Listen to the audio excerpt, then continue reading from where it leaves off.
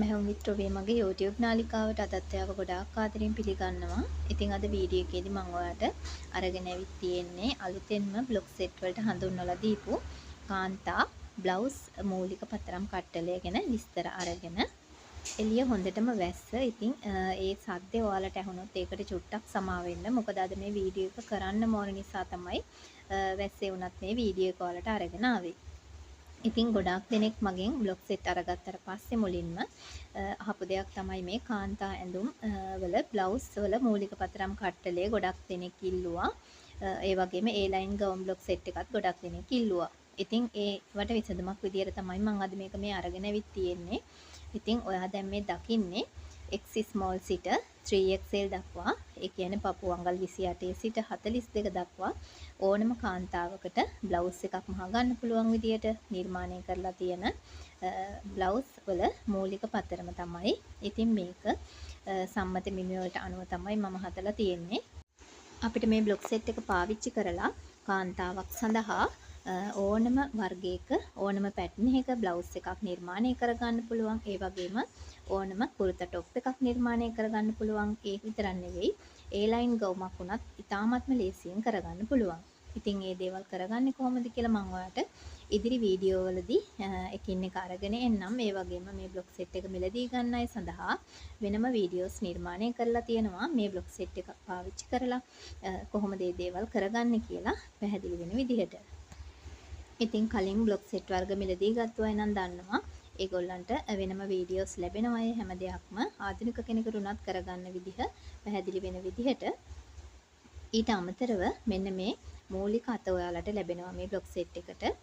සාමාන්‍යයෙන් X small සිට 3XL දක්වා සයිස් 7කින් ඉදිරිපස පළුව, පිටුපස පළුව සහ මෙන්න මේ මූලික අතත් සයිස් 7ටම නිර්මාණය කරලා තමයි තියෙන්නේ. අපි කාන්තා ඇඳුම් මූලික පතරම් කට්ටලේ නිර්මාණය කරලා තියෙන්නේ ඉන ළඟට පමණයිනේ. නමුත් මේක බ්ලවුස් එකක් සඳහා අපි නිර්මාණය කරගත් පතරම් කට්ටලයක් නිසා අපේ උකුලට පහලින් එන විදිහට තමයි මේකේ උස අපි අරගෙන තියෙන්නේ. ඉතින් බ්ලවුස් එක උස තියෙන අවශ්‍ය ප්‍රමාණය තමයි අරන් තියෙන්නේ. ඉතින් එතකොට ඔයාට ඒක ආශ්‍රයෙන් ඉතාමත්ම ලේසියෙන් ඒ ලයින් ගවුමක් කරගන්න පුළුවන්. ඉතින් ඒ ලයින් ගවුම් බ්ලොග් සෙට් එකක් වෙනම අරගත්තේ නැත්නම් ඔයාට මේ බ්ලොග් සෙට් එකකින් ඒ ලයින් ගවුම් කරගන්න ගොඩක්ම පහසු වෙනවා. ඉතින් ඔයාට මේ බ්ලොග් සෙට් එක සම්පූර්ණයෙන්ම බොක්ස් බෝඩ් වලින්ම තමයි නිර්මාණය කරලා තියෙන්නේ. ඔයාට දිගු කාලයක් පාවිච්චි කරන්න පුළුවන් විදියට ගොඩක් ශක්තිමත්ව මේක නිර්මාණය වෙලා තියෙනවා. ඔයාලට මේ පේනවා ඇති මම වෙනම බ්ලොග් එකක් අරගෙන පෙන්වන්නම්. මම මේ වගේ හැම එකකම ඔයාලට අවශ්‍ය වෙන රේඛාවන් ලකුණු කරලා තමයි තියෙන්නේ. ඉතින් ඒ රේඛාවන් මොනවද? ඒ දේවල් අපි කොහොමද අපේ ඩිසයින් වලට වෙනස් කරගන්න පාවිච්චි කරන්නේ? ඒ හැම දෙයක්ම මම ඔයාලට වෙනම විශේෂිත වීඩියෝ කිහිපයකින් අරගෙන එනවා. ඉතින් උදාහරණයක් විදියට අපි මේ 3XL කියන බ්ලොග් එක අරගත්තොත් ඒකේ බ්ලොග්ස් දෙකක් තියෙනවා. 3XL එකේ ෆ්‍රන්ට් එක සහ බෑක් එක විදිහට. ඒකෙත් මම මේ රේඛාවන් ලකුණු කරලා තමයි තියෙන්නේ. ඉතින් මේ රේඛාවලින් මේ තියෙන ඉන රේඛාව ඊට පස්සේ අපි දැන් බ්ලවුස් එකේ පහලින් මේ තියෙන හැඩ කරන රේඛාව ඊට අමතරව මේ සයිඩ් එකෙන් අංශය පැත්තෙන් තියෙන්නේ අපි මේක කපා ගන්න අවශ්‍ය විදිහ. ඒ කියන්නේ ඉන ගොඩක් හැඩ කරලා කපා ගන්නවා නම් ඒ වගේ මෝස්තර වලට කොහොමද කරගන්නේ? එහෙම නැතිව සාමාන්‍ය විදිහට ගන්නවා නම් කොහොමද කරගන්නේ? ඒ ඕනම ක්‍රමයකට ඔයාට මේ බ්ලොග් එක පාවිච්චි කරලා කරගන්න පුළුවනි. ඉතින් ඒ බ්ලවුස් බ්ලොග් සෙට් එක ගැන ඔයාට ලබා දෙන්න පුළුවන් විස්තර ඒ ටික තමයි. ඊට අමතරව නිර්මාණය කරපු තවත් දේවල් කිහිපයක් තියෙනවා. ඒකත් ඔයාලගේ ඉල්ලීමක් මතම තමයි නිර්මාණය කළේ. මෙන්න මේ ඔයාලා ඊළඟට දකින අමතර අත්මෝස්තර සහ කරමෝස්තර තමයි ඒ විදිහට නිර්මාණය කරලා තියෙන්නේ. ඉතින් ඔයාලා මේ දැන් දකින්නේ ස්වීට් හાર્ට් කරමෝස්තරයේ size 7 X small, small, medium, large, XL, 2XL, 3XL විදියට සයිස් 7න් ඔයාට ස්වීට් හાર્ට් කරමෝස්තරය නිර්මාණය කරලා තියෙනවා. ඊට අමතරව V කරමෝස්තරය තමයි ඔයා මේ දකින්නේ. ඒකත් මම ඉහත කියවපු සයිසස් 7ෙන්ම මේ කරමෝස්තරයත් නිර්මාණය වෙලා තියෙනවා. ඉතින් ඔයාට මේ ටිකත් අරගන්න පුළුවන් අවශ්‍ය කෙනෙක් ඉන්නවනම්.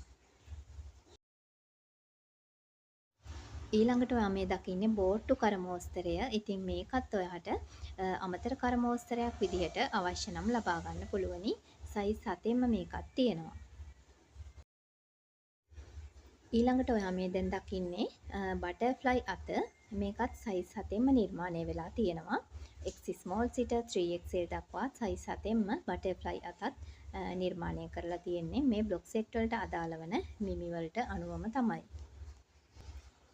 ඊට අමතරව මෙන්න මේ පෆ් අතත් නිර්මාණය කරලා තියෙනවා. බ්ලොක් සෙට් වලට අදාළව පෆ් අත නිර්මාණය වෙලා තියෙනවා මේ විදිහට. ඒකත් සයිස් 7ෙන්ම තියෙනවා. ඉතින් ඔන්න ඔය විදිහට තමයි අලුතෙන් නිර්මාණය කරපු බ්ලොක් සෙට් ටික ඔයාට හඳුන්වලා දෙන්න තියෙන්නේ.